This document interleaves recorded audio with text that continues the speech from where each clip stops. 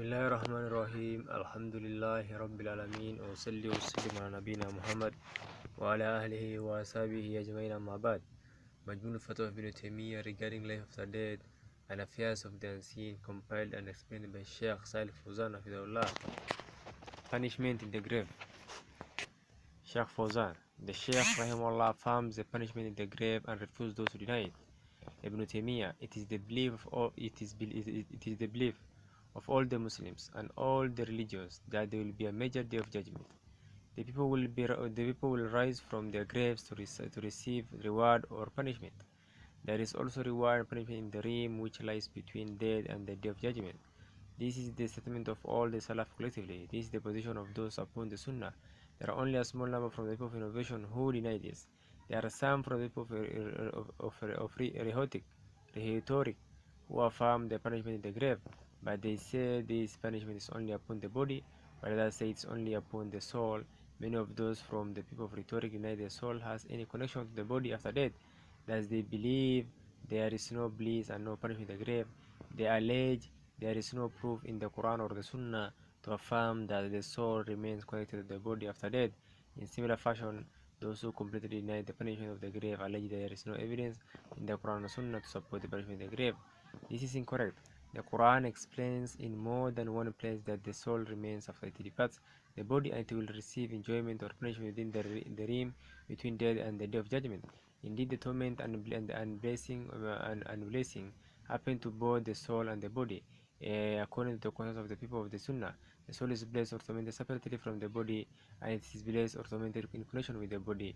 The body is connected to it, so in this case the blessing or torment happens to them both, and it may happen to the soul separately from the body. In one surah, Allah Azza speaks on the major judgment and minor judgment. This is in Surah Al-Waqi'ah. In the beginning of the surah, He speaks about the major judgment and how the people will be categorized into three groups.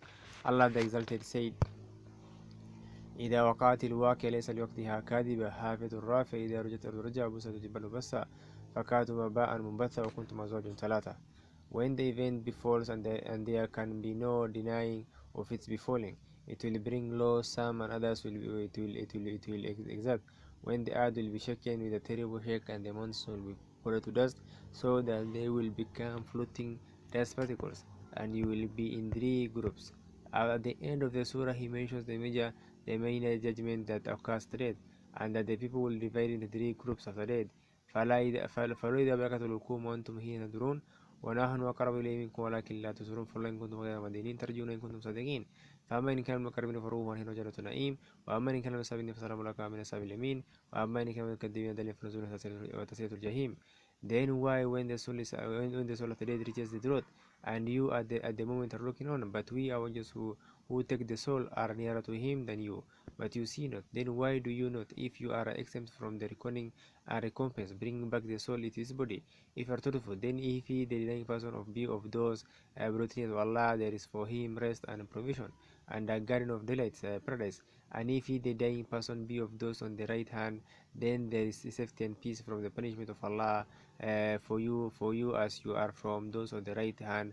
But if the dying person be of the denying of the direction, those who are astray, then for him is an entertainment with boiling water and burning in hellfire. Allah subhanahu wa ta'ala also mentions the punishment of the day of judgment and the punishment in the realm between death and the hereafter together in more than one place in the Quran. He Azza wa Jal said concerning the story of the followers of Pharaoh, فوقاه الله سيئة ما مكره وحق بآله فرعون سوء العذاب النار يدعى عليها غدوا وعشيا ويوم تقوم الساعة أدخل آل فرعون أشد العذاب. So Allah saved him from the evils that they plotted against him, while an evil torment encompasses Pharaoh's followers. The fire they are exposed to it morning and afternoon. On the day when the house will be established, it will be said to angels, cause Pharaoh's follower to enter the severe torment. And he Azza wa Jal mentioned the management for the hypocrite. Allah said, سنؤدبهم مرتين ثم يردون إلى عذاب أليم. We shall punish them twice, and thereafter they shall be brought back to a horrible torment. More than one scholar has said the first punishment is in this world life, and the second punishment is in the realm between death and the hereafter. Then they will be brought back to life and taken to the greatest punishment in the hereafter. He said in Surah Al-An'am, ولو ترى الظالمون في غمرة الموت والملائكة باسطوا أيديهم أخرجوا أنفسكم اليوم تجزون عذاب الهون بما كنتم على غير الحق وكنتم عن آياتنا تستكبرون. And if you could but see when the wrongdoers are in the agonies of death, while the angels are stretching forth their hands, saying, "Deliver your soul," then you shall be recompensed with the torment of regression because of what you used to utter against Allah other than the truth, and used to reject His ayat, verses, and signs with disrespect. You know.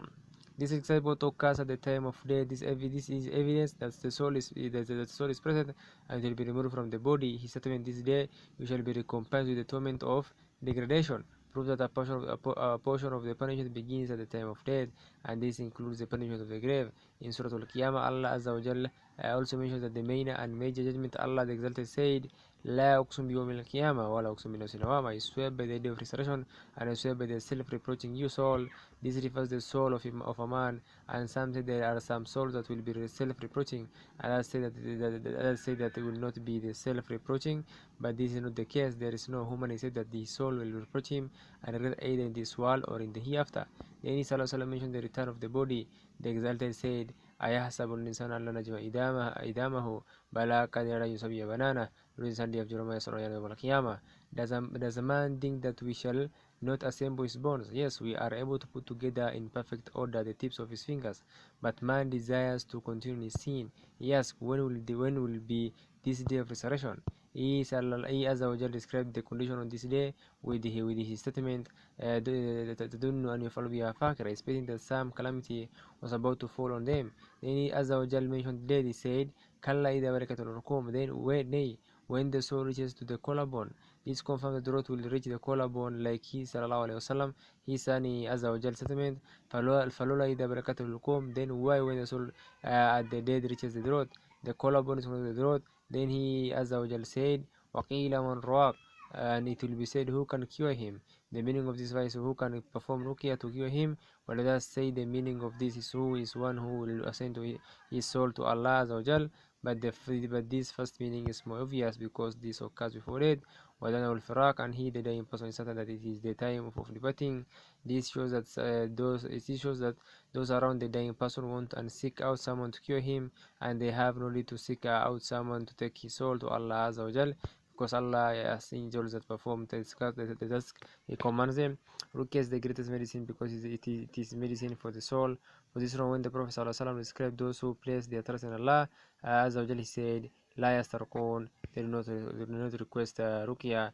Thus, the meaning of this verse is he afraid he's going to die, therefore he wants to live by way of someone curing him. For this reason, he ﷺ said, and the dying person is certain that it is the time of departing. Then he ﷺ said, وَالْتَفَتِ السَّاقُ بِالسَّاقِ إِلَى رَبِّكَ يَوْمَئِذٍ الْمَسَاقُ, and leg will be joined with another leg, shrouded. The drive will be on the other day to your Lord. This shows that the soul exists independently and it will ascend to its Lord, but the body does not exist independently, and it will not ascend at time of death. This affirms the soul will separate from the body and it will be taken up to its Lord Azza wa Jal.